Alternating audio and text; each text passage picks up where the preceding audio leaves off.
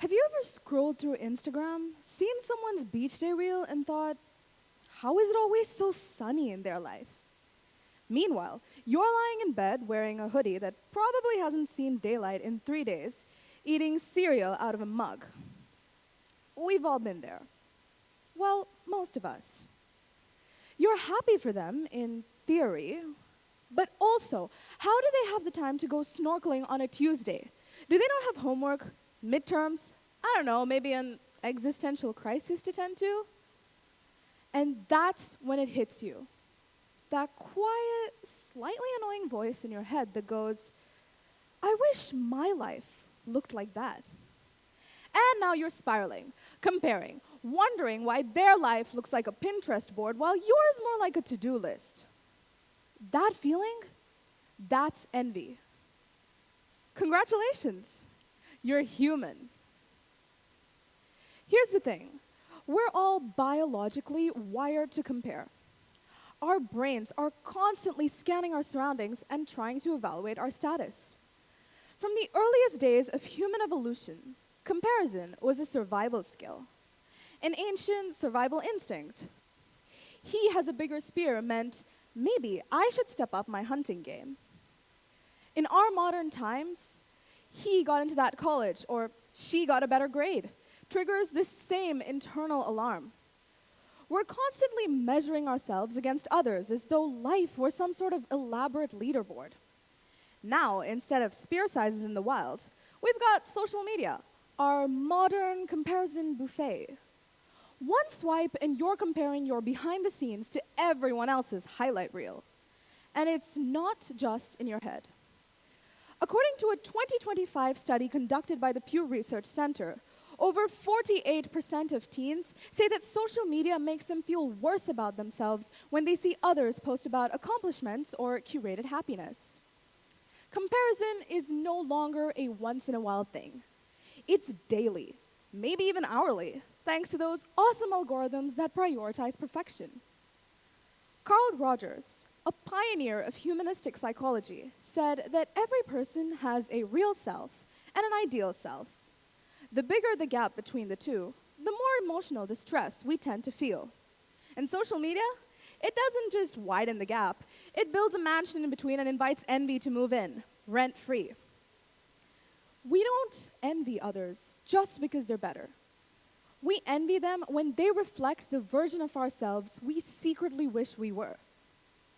So we must ask ourselves, why do I envy that person specifically? Why them and not someone else? And that, my dear audience, is where the magic lies. We've been taught to treat envy like it's a moral flaw, a toxic, shameful emotion, something you hide, like a bad grade on a group project, or maybe that one embarrassing cousin at family gatherings. You know they exist, but you'd just rather not acknowledge that existence of theirs. But here's a shift in perspective. What if I told you that envy is actually information? What if it's a blinking neon sign that reads, "This is what you secretly want"? When we envy others' success, it doesn't mean we hate them. It means we see something in their life that resonates with our own unrealized dreams. So here's a practical tool for the next time envy hits. Do a quick mental debrief. Ask yourself, who do I envy? Why do I envy them? And what does their life reflect that I secretly desire? That's the power of perspective.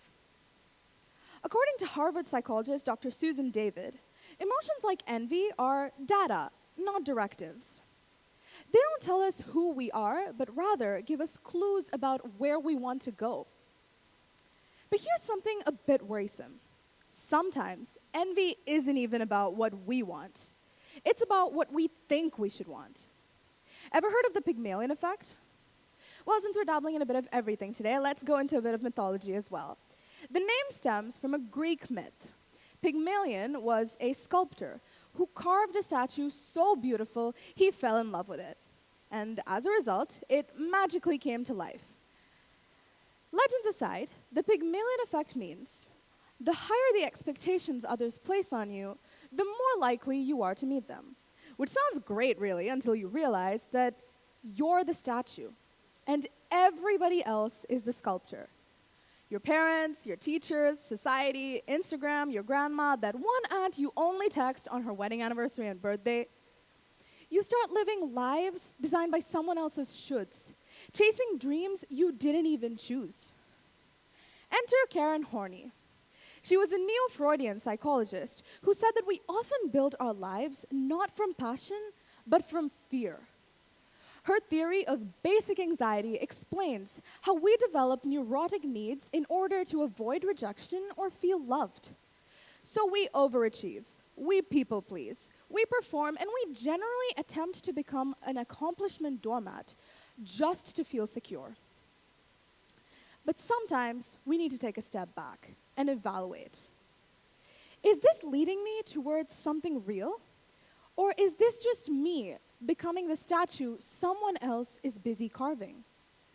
Because more often than not, envy isn't about someone else's life being better. It's either about yours being underexplored or manipulated. We often treat envy like a virus to be cured, but maybe it's more like a symptom of something unfulfilled within us. And like any symptom, it does not go away when ignored.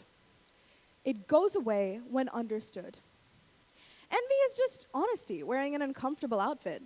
And after all I've said, consider, what if the version of you that feels less than isn't broken, just awake? So the next time you feel jealousy rising, don't doom scroll it away. Don't shame yourself, and certainly don't shove it down with humility you know is fake. Pause, listen, and reflect. Because hidden inside that discomfort might be the most honest conversation you will ever have with yourself. And who knows, maybe the thing you envy today might become the life you are brave enough to commit for yourself tomorrow. Because if envy is the invitation and success is the party, then awareness is just how you RSVP.